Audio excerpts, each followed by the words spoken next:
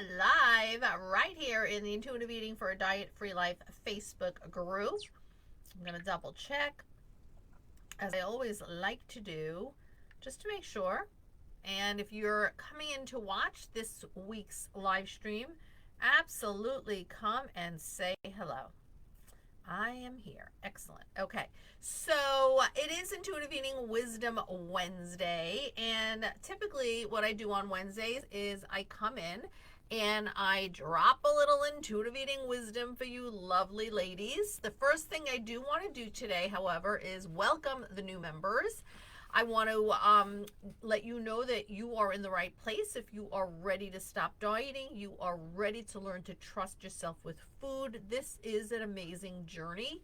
And if you have diabetes or heart disease or any health concerns, yes, you can still learn to eat intuitively.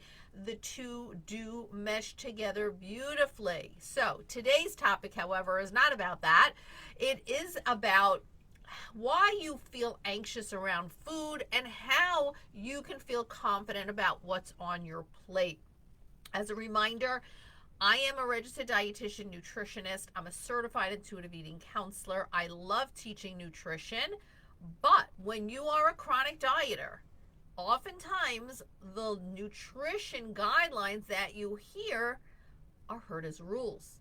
And so it's so very important to work on shifting your mindset and your belief systems around food eating in your body before we sort of move into the nutrition angle. But yes, honor your health with gentle nutrition is one of the principles of intuitive eating, and it is a very important principle. I help women stop dieting once and for all and regain trust in themselves and trust with food so that eating is easy, it's enjoyable, it is nourishing to their body and their mind. I do have a 6-month group coaching program. If you're interested to learn more, comment or just send me a direct message. Okay, let's get into today's topic. And that topic, like I said, is why you feel anxious around food and how can we really get you to feel confident about what's on your plate. Now, I posted in the group yesterday a thread asking people what are some situations that cause them to feel anxious around food. And some of the answers are, or were, if you go back to that post, you can go ahead and answer as well. But some of those answers were not knowing what to eat when I'm hungry, eating around other people, and depression. So those were some of the answers. You can definitely comment now if you're with me live, what are some situations that cause you food anxiety? But we're going to really delve into the reasons why these situations cause you some food anxiety. Feeling comfortable and feeling confident about what you're eating or how much is on your plate, the what, the how much, is not always going to be in your mind feel possible because you've been influenced by diet culture. So if you've been dieting for a while now, you may notice that there are certain situations or experiences that cause you this anxiety, when it comes to food, and like those who've already shared, eating with other people, not knowing what to eat, etc. And you might find yourself, for example, canceling a dinner plan because the thought of eating with others, in front of others, makes you feel uncomfortable. Or maybe you put the snacks away. Let's say you have snacks in your shopping cart, right? You just put it back on the shelf because you're like, oh, I'm afraid. What if somebody sees what I'm buying? All that influence. If you feel that you get anxious around food or different situations, the first thing I want you to know, please, is that you are not alone. Dieting or I should say obsessing about what's on your plate, which is a direct side effect of dieting, is certainly going to cause negative feelings to arise around food. Diet culture has allowed us to believe there is a quote-unquote right and wrong way to eat. And evidently, thinking that you're doing something that's considered morally wrong is going to make you nervous, right? Because That's the message that is around us all the time. The newspaper, on social media, on regular TV news, just everywhere. And it makes you feel like, oh my gosh, I'm doing something wrong. And honestly, it's kind of overwhelming, right? So, where exactly is this anxiety coming from? If we want to really dig deep and pinpoint the exact place, it's not just, okay, diet culture is a big factor there, right? Like, okay, what if we, let's dig down. I always like to drill, okay? So there are many situations where this food anxiety is going to come up, and it's going to arise even subconsciously for you. So number one, it's setting unrealistic expectations, right? So dieting is all about the rules: what to eat, when to eat, how much to eat, etc. If you're creating all of these unrealistic expectations for yourself, or you haven't necessarily created them, but you've taken them on from the messages that you've been receiving, right? It's going to really feel very stressful if your day happens to go kind of like, quote unquote, off schedule, and you're not following your eating plan. Note the dieter mentality language there. So let's say, you end up saying, well, my friends want to go out to dinner at 7:30, but I can't eat past 7. It's my rule, so I can't go. Um, Dieting and the rules are so, it's just unrealistic, right? Like, what are our expectations, right? You have to really stop and ask yourself that question. Number two is obsessing over the nutrition facts. Now, again, my first degree is in nutrition, so I'm a registered dietitian. I love talking and teaching nutrition. However, unfortunately, all of that nutrition education that is out there is really thrown at you from this, what is morally right or wrong, right? It makes you feel very bad about yourself. So it is important. And by the way, for all those naysayers around intuitive eating that say, hey, intuitive eating doesn't think nutrition is important, that is not true at all, right? It is so very important, right? And making sure that you are eating from all of our food groups. The food groups are what, food is fuel for us. We can't live without food, correct? Right? And there's a lot of different types of food groups. Why? Because we cannot possibly get the vitamins, the minerals, the antioxidants, the fiber, everything we need for optimal health from one or two food groups, right? And so that is so important if you want to maintain the healthiest body that you can.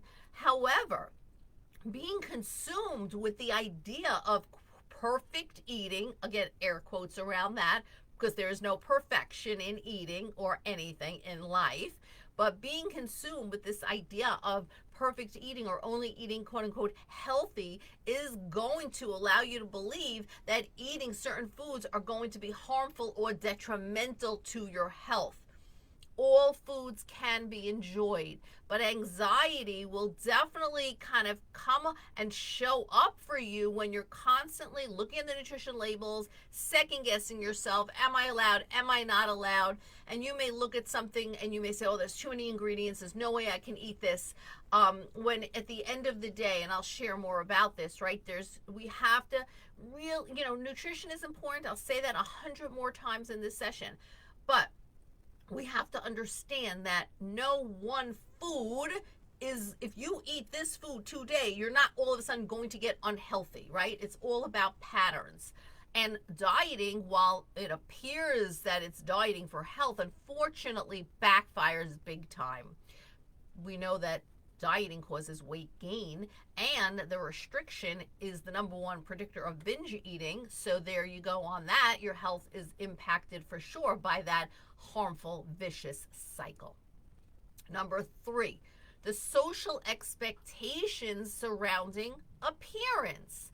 The reason why you began dieting in the first place was probably due to the fact that we know society has created an expectation or a mold of what a woman's body should look like, right? That physical appearance. tell me why you started dieting. What was the reason you started dieting so many years ago, and probably for many of you decades ago.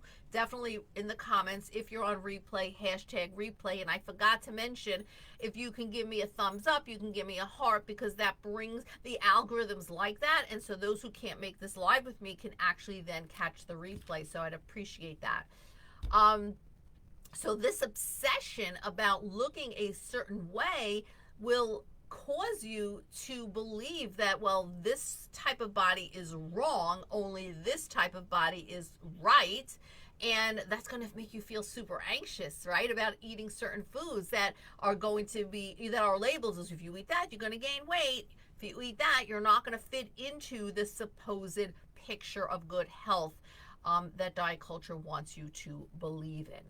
So you may say, well, I really want to eat this food. It's a sweet, but I'm going to gain weight and I can't do that. So it does cause a lot of anxiety, because there's this push and pull inside of you. But I really like it. I really would like to have it. I'm not talking about binge eating uncontrollably, but you really want to enjoy it. But there's that pull. I've shared before, and if you've seen me, if you're with me a long time, you'll know my story, that, you know, even as a registered dietitian, I was dieting and I hadn't even known I was.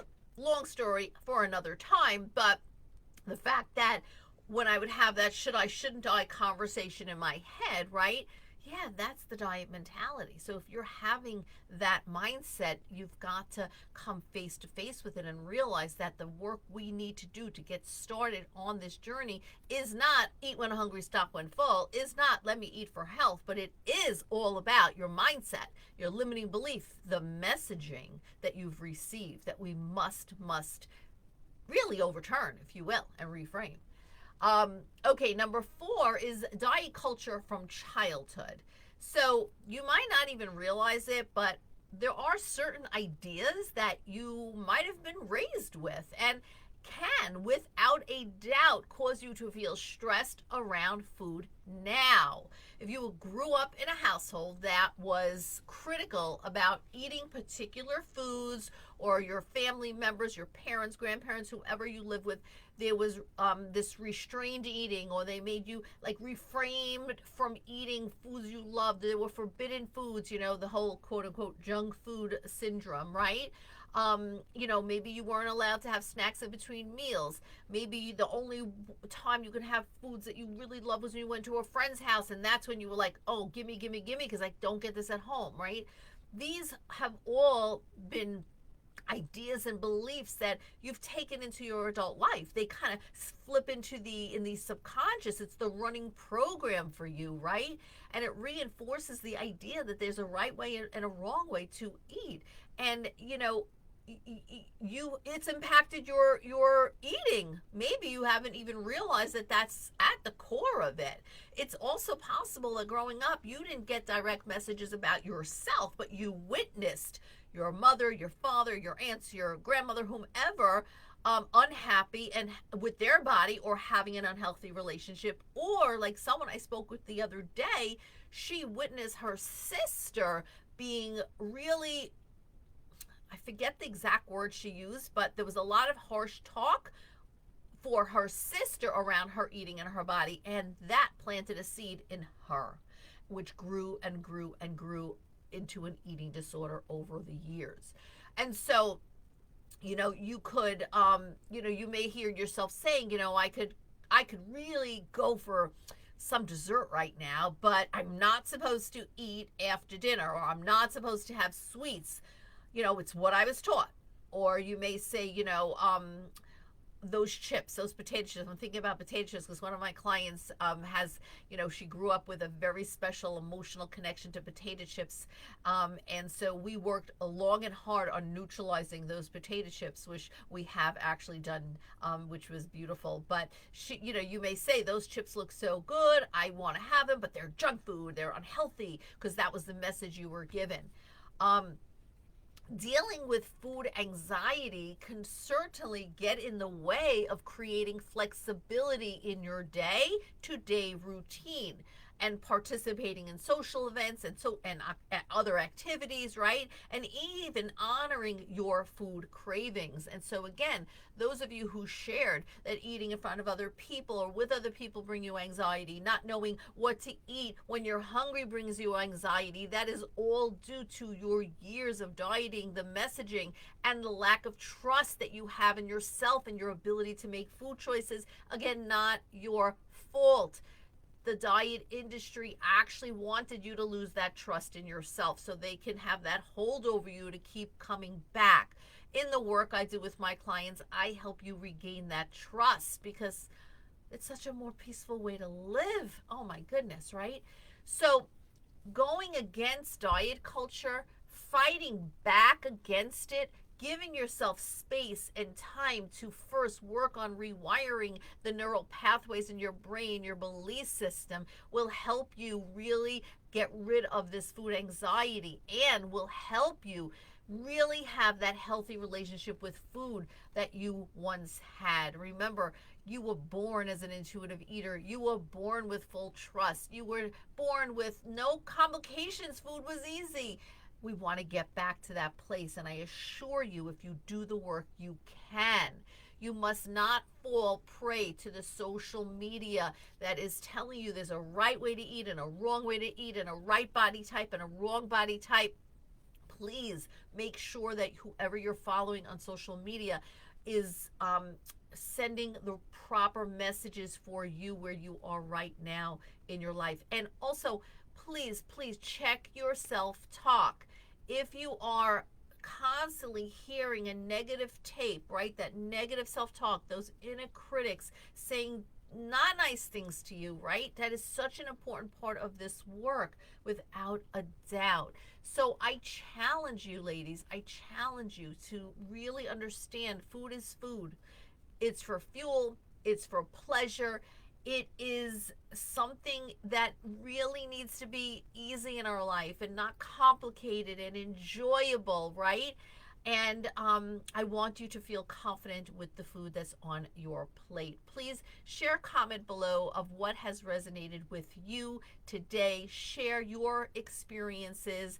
And like I said earlier, I can offer you that assistance and that support through the Whole Body Trust Intuitive Eating small group coaching program, where we go through each of the pillars of trust to help you regain trust in your mind, your hunger, your food, so you can have food present in your life in an easy way, in an enjoyable way, as well as a nourishing way. If you want any information, you want to chat with me about it, you can comment below. You can send me a direct message. If you're not sure how to send me a direct message, comment below and I'll reach out to you. So there you have it. I look forward to hearing from you, reading your comments, hashtag replay if you're on replay. And I wish you a wonderful rest of your day, and I will see you next time. Bye for now.